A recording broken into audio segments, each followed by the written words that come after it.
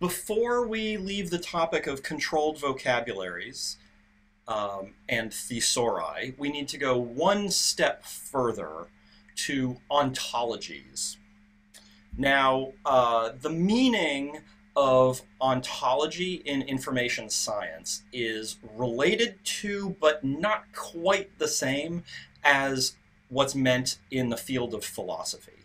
Now, I'm not a philosopher, so I'm probably not qualified to talk about this, but in philosophy, ontology is a branch of metaphysics that's concerned with what exists in the universe. And both philosophy and information science, when they talk about ontology, they're concerned with categories of things in the universe.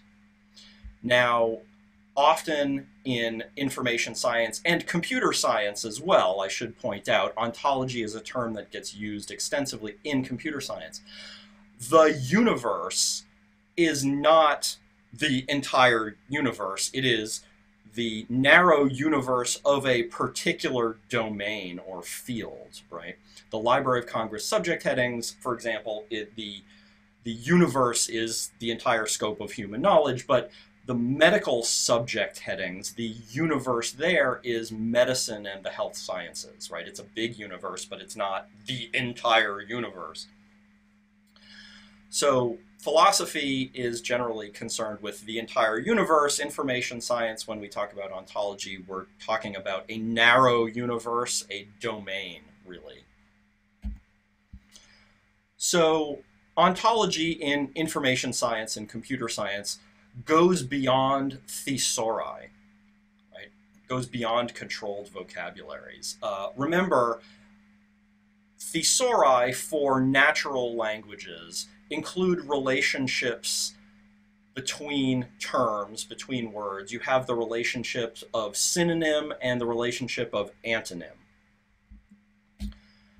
A thesaurus, like the Library of Congress subject headings, includes terms or words and a different set of relationships. You've got broader term, you've got narrower term, you've got use and use for, right? Ontologies, again, have a list of entities in the universe, but they have still more complex relationships. So let's look at one of my favorite example ontologies, the beer ontology. I'm not kidding. So this ontology extends a general ontology, which I won't get into, but lays out the basic categories of things in the universe. And you've got a set of categories, right? You've got a set of categories within the universe of beer, right? You've got organizations, and types of organizations include brewery, microbrewery, associations, etc. You've got the category liquid, right? And types of liquid include all of these various things, right? You've got ingredients, you've got types of ingredients, etc. So this ontology lays out a set of entities that exist in the universe when you are talking about things related to beer. It's a fairly silly ontology, but it's a good one for an example because the universe of things related to beer is relatively small relative to, the entire universe. And now we get to the relationships, right?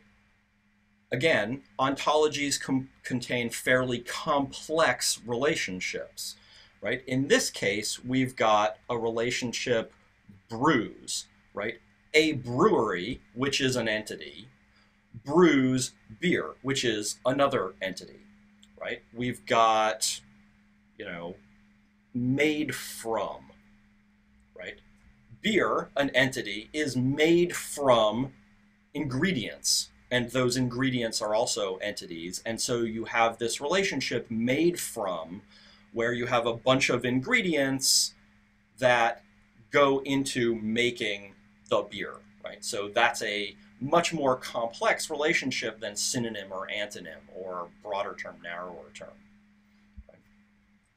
And also notice that there are no inference rules defined in this ontology, and I'll talk about inference rules in just a moment. So let's go to another ontology that's perhaps a little bit more realistic, a personal ontology, an ontology related to individual people. Right? First of all, this ontology renames objects from other ontologies, but we won't get into that. Categories, right? What are the things that might exist in the universe of talking about individuals, right?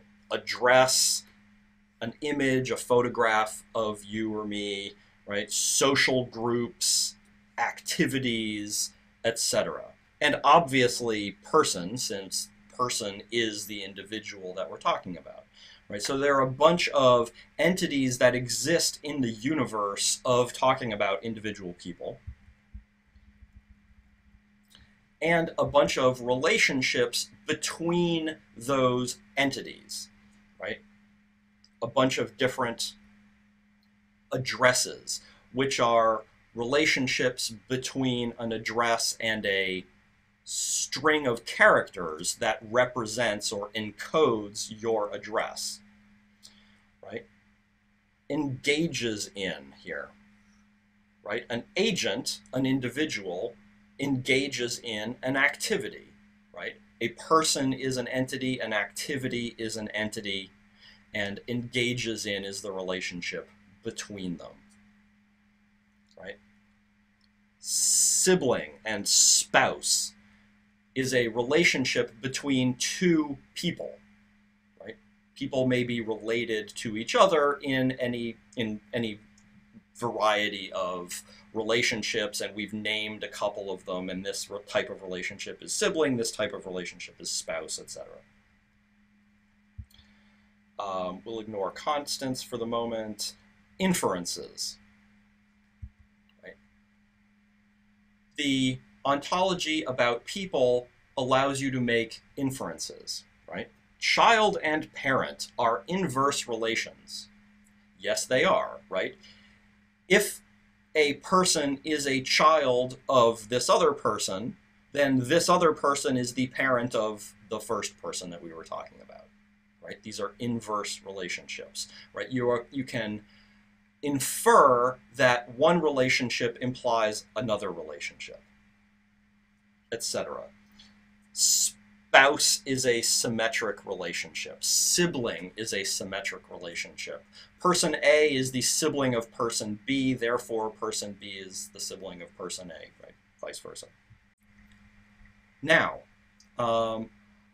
ontologies are like thesauri with two significant differences. One is the relationships are more complicated, and two, there may be a certain amount of built-in logic into the ontology, right? You can layer inferences on top of the entities and the relationships between entities, right? Like sibling is a reciprocal relationship, right? Is a symmetric relationship, excuse me, and parent-child is a reciprocal relationship, right? So an ontology is more than a thesaurus.